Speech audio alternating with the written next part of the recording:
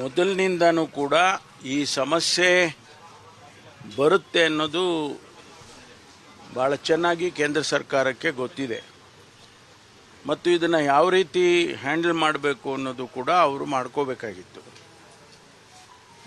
ಜೊತೆಗೆ ಈ ಸಂದರ್ಭದಲ್ಲಿ ಅನೇಕ ಅಗತ್ಯ ವಸ್ತುಗಳ ಬೆಲೆ ಜಾಸ್ತಿ ಆಗ್ತಾ ಇರುವಂಥ ಸಂದರ್ಭದಲ್ಲಿ ಮತ್ತೆ ಡೀಸೆಲ್ಲು ಪೆಟ್ರೋಲು ಈ ಬೆಲೆಗಳನ್ನು ಜಾಸ್ತಿ ಮಾಡ್ತಕ್ಕಂಥದ್ದು ಕೇಂದ್ರ ಸರ್ಕಾರದ ನೀತಿಗಳನ್ನು ಎಕ್ಸ್ಪೋಸ್ ಮಾಡಿದೆ. ಅವರು ಜನಪರವಾಗಿ ಇಲ್ಲ ಅನ್ನೋದನ್ನು ಇವತ್ತು ಎಕ್ಸ್ಪೋಸ್ ಮಾಡಿದೆ. ಇದನ್ನು ಮಾಡಬಾರ್ದಾಗಿತ್ತು. ಯಾಕೆಂದರೆ ಇವತ್ತು ಜನ ಈಗಾಗಲೇ ಅಗತ್ಯ ವಸ್ತುಗಳಿಗೂ ಒಂದು ಸಿಗ್ತಾ ಇಲ್ಲ, ಎರಡನೇದು ವಿಪರೀತ ಬೆಲೆಗಳಾಗಿದೆ. ಇಂಥ ಸಂದರ್ಭದಲ್ಲಿ ಮತ್ತೆ ಡೀಸೆಲ್ಲು ಪೆಟ್ರೋಲು ಸಬ್ಸಿಡಿ ಮಾರಾದರೆ ಅವರು ಅಬ್ಸರ್ವ್ ಮಾಡ್ಕೋಬೇಕಾಗಿತ್ತು. ಅಬ್ಸರ್ವ್ ಮಾಡ್ಕೊಂಡಿದ್ದಿದ್ರೆ ಒಂದಷ್ಟು ದಿವಸ